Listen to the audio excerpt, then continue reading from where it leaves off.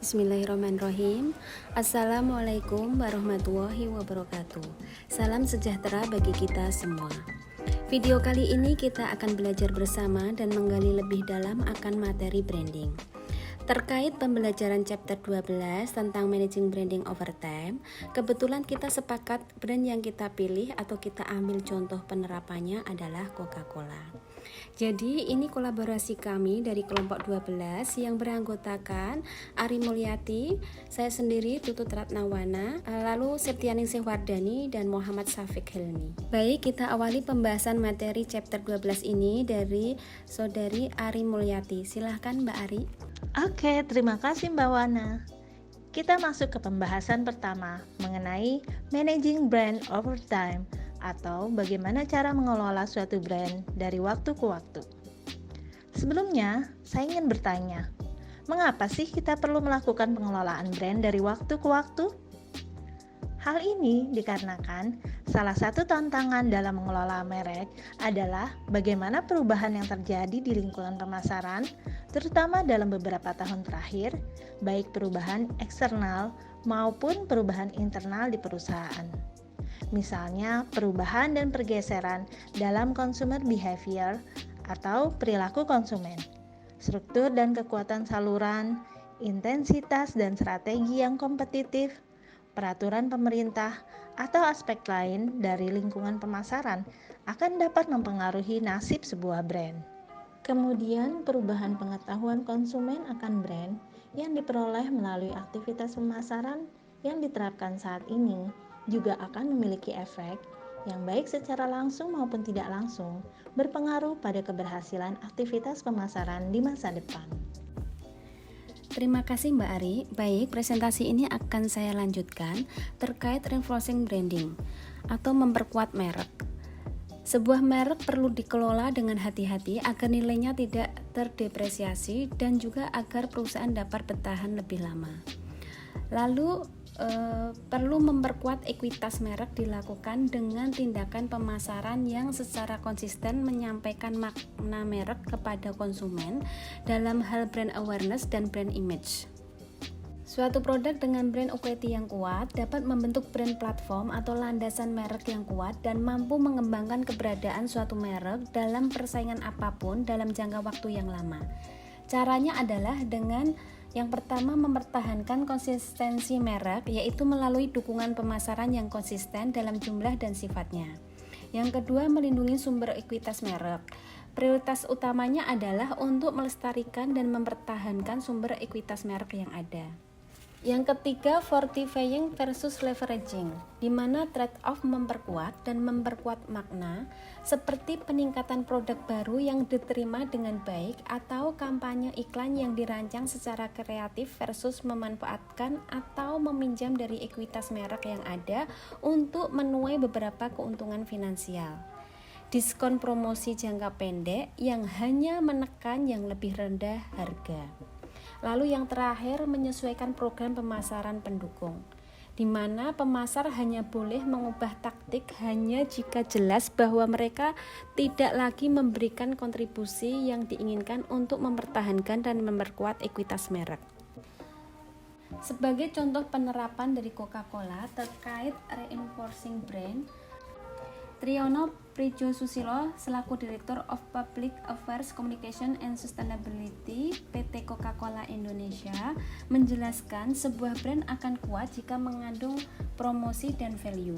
Sebagai salah satu brand terkuat di dunia, Coca-Cola memiliki dua formula tersebut. Dalam hal promosi, Coca-Cola memberikan produk berkualitas dan menjawab kebutuhan konsumen yang berbeda-beda di setiap waktu. Maka tak heran jika beberapa varian Coca-Cola cocok untuk dikonsumsi di waktu tertentu dan beberapa varian lain pas untuk dikonsumsi di waktu yang berbeda. Coca-Cola sebagai brand merupakan satu produk, tetapi Coca-Cola sebagai perusahaan memiliki banyak produk. Dan berbagai produk inilah yang bisa menjawab berbagai macam kebutuhan konsumen. Ini salah satu promosi yang diberikan kepada para konsumen. Sementara dari value, Coca-Cola senantiasa berkomitmen untuk membangun nilai-nilai positif di tengah masyarakat. Sebagai sebuah brand, Coca-Cola memposisikan diri sebagai produk yang memberikan kesegaran atau refreshment. Tapi refresh ini tidak hanya sebatas hal-hal terkait konsumsi, tapi juga refresh terkait nilai-nilai seperti misalnya menyegarkan nilai sebagai individu agar bisa memberikan kontribusi pada masyarakat. Nah, Coca-Cola percaya bahwa sebagai produk, sebagai brand, Coca-Cola tidak saja harus memberikan quality produk, tetapi juga harus bisa memberikan kontribusi kepada masyarakat beyond produk. Untuk dapat memberikan kontribusi pada masyarakat, setiap perusahaan Coca-Cola berupaya menjawab masalah yang relevan di negara masing-masing tempat perusahaan beroperasi. Slide selanjutnya adalah strategi untuk merevitalisasi merek. Strategi untuk memperkuat makna merek bergantung pada sifat asosiasi merek. Untuk merek yang asosiasi inti utamanya adalah atribut terkait produk dan manfaat fungsional, inovasi dalam desain dan manufaktur produk sangat penting untuk mempertahankan atau meningkatkan ekuitas merek.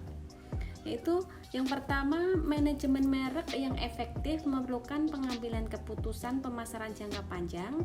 Lalu yang kedua, setiap tindakan yang diambil perusahaan sebagai bagian program pemasarannya berpotensi mengubah pengetahuan konsumen tentang merek. Lalu yang terakhir, perubahan pengetahuan merek konsumen dari aktivitas pemasaran saat ini juga akan berdampak tidak langsung pada keberhasilan masa depan kegiatan pemasaran. Slide selanjutnya mengenai revitalizing brand. Yang pertama, perubahan selera dan preferensi konsumen. Munculnya pesaing baru atau teknologi baru atau perkembangan baru dalam lingkungan pemasaran berpotensi mempengaruhi nasib sebuah merek. Yang kedua, di hampir setiap kategori produk ada contoh merek yang pernah menonjol dan dikagumi yang telah jatuh pada masa-masa sulit atau dalam beberapa kasus bahkan hilang sama sekali. Terkadang sebuah merek harus kembali ke akarnya untuk merebut kembali sumber ekuitas yang hilang, memperbaiki makna secara mendasar untuk mendapatkan kembali pijakan yang hilang dan membuat kembali kepemimpinan pasar.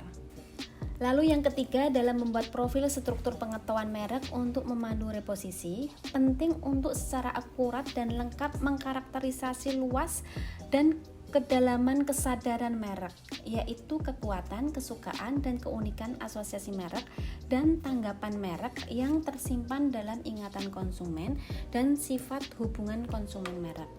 Dan yang terakhir, meningkatkan kekuatan, kesukaan, dan keunikan asosiasi merek dilakukan baik yang sudah ada maupun yang baru membentuk brand image di mata konsumennya. Slide selanjutnya, strategis to revitalize brand.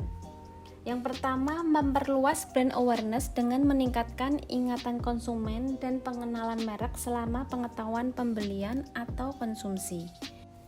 Lalu yang kedua, meningkatkan kekuatan, kesukaan, dan keunikan asosiasi merek untuk meningkatkan citra merek melalui market baik yang sudah ada maupun yang baru. Slide selanjutnya, revitalizing Coca-Cola.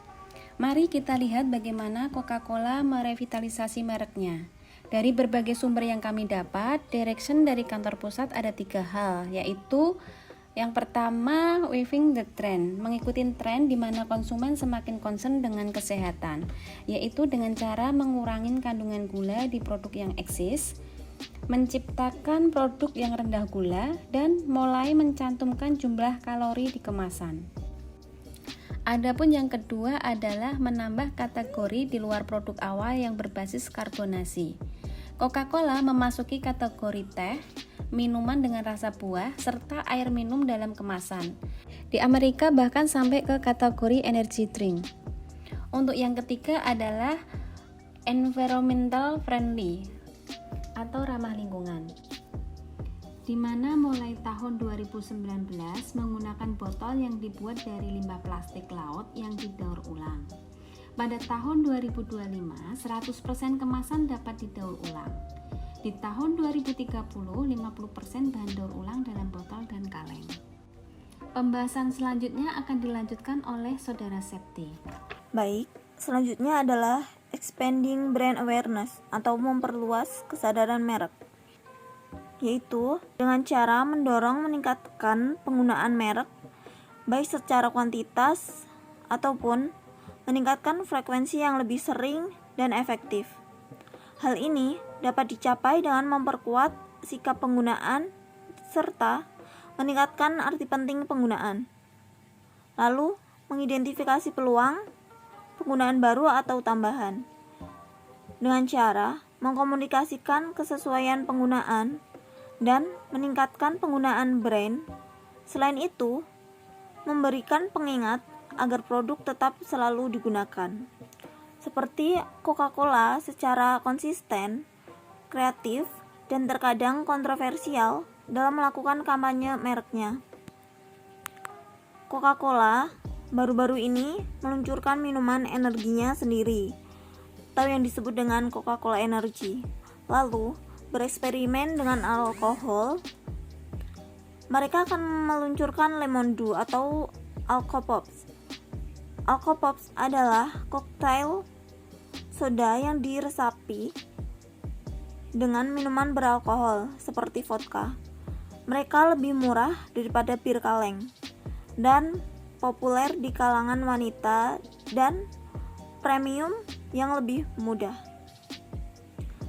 Lalu, perusahaan juga terus menguji varian baru dari soda andalannya. Contoh penting termasuk dalam Coca-Cola Fiber yang mencakup serat, makanan ekstra, rasa baru seperti jeruk, vanilla, Coke, dan segudang varian gula tereduksi dan bebas gula. Selanjutnya adalah improving the brand image atau meningkatkan citra merek, yaitu dengan memposisikan ulang merek. Caranya adalah menetapkan poin perbedaan yang lebih menarik. Dalam beberapa kasus, titik kunci perbedaan mungkin sudah menjadi nostalgia, dan bagaimana kita perlu memposisikan ulang merek untuk membangun titik keseimbangan untuk membentuk dimensi citra utama. Lalu, mengubah elemen merek. Mengubah elemen merek dapat menjadi salah satu hal yang tepat untuk meningkatkan citra merek dengan cara menyampaikan informasi atau sinyal baru bahwa merek telah mengambil makna baru. Selanjutnya, memanfaatkan sumber ekuitas merek yang ada dilakukan dengan cara yaitu menetapkan strategi produk, strategi penetapan harga, strategi saluran, strategi komunikasi, dan membuat sumber ekuitas merek baru. Selanjutnya akan dilanjutkan oleh Kak Syafiq. Entering new market.